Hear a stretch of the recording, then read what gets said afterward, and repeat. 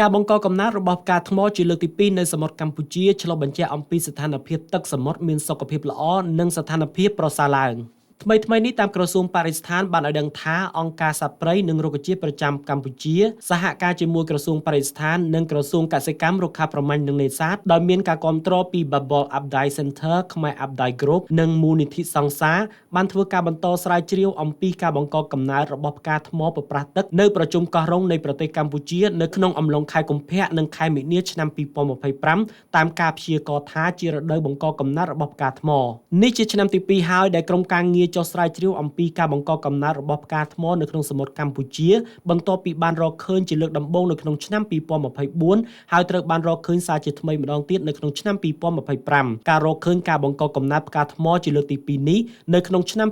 2025បានបង្ហាញពីភាពជោគជ័យនៃការខិតខំប្រឹងប្រែងអភិរក្សរួមគ្នារបស់ក្រសួងស្ថាប័នអាជ្ញាធរនិងអង្គការពាក់ព័ន្ធដែលបង្កលក្ខណៈអំណោយផលដល់ការរស់រានមានជីវិតរបស់ផ្កាថ្មប្រប្រាស់ទឹកនៅប្រជុំកោះរ៉ុងជួយឲ្យផ្កាថ្មមានភាពធន់និងមានសុខភាពល្អបើទោះបីជាផ្កាថ្មនៅក្នុងតំបន់នេះធ្លាប់ទទួលរងផលប៉ះពាល់ពីព្រឹត្តិការណ៍នៃផ្កាថ្មប្រែពណ៌ស Coral Bleaching Event នៅក្នុងឆ្នាំ2024ក៏ដោយ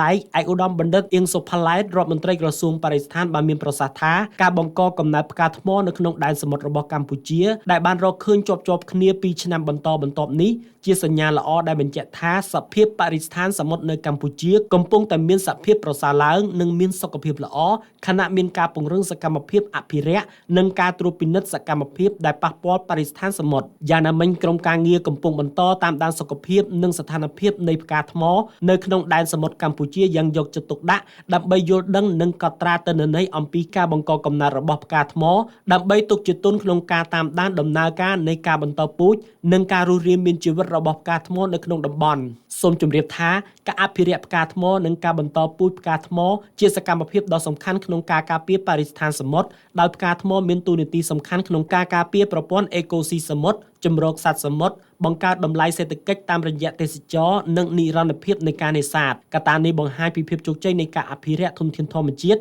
និងការគ្រប់គ្រងបរិស្ថានយ៉ាងមានប្រសិទ្ធភាពក្រោមការដឹកនាំរបស់ប្រមុខរាជរដ្ឋាភិបាលនៃប្រជាណាចក្រកម្ពុជាព្រមទាំងការចូលរួមយ៉ាងសកម្មរបស់រដ្ឋបាលថ្នាក់ក្រោមជាតិពាក់ព័ន្ធទាំងអស់ដែលជាសេនាធិការអនុវត្តយុទ្ធសាស្ត្រអភិរក្សនិងអភិវឌ្ឍបរិស្ថានតាមគោលនយោបាយរបស់រាជរដ្ឋាភិបាល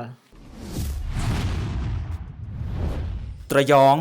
នាំសារពិតគ្រប់ទីកន្លែង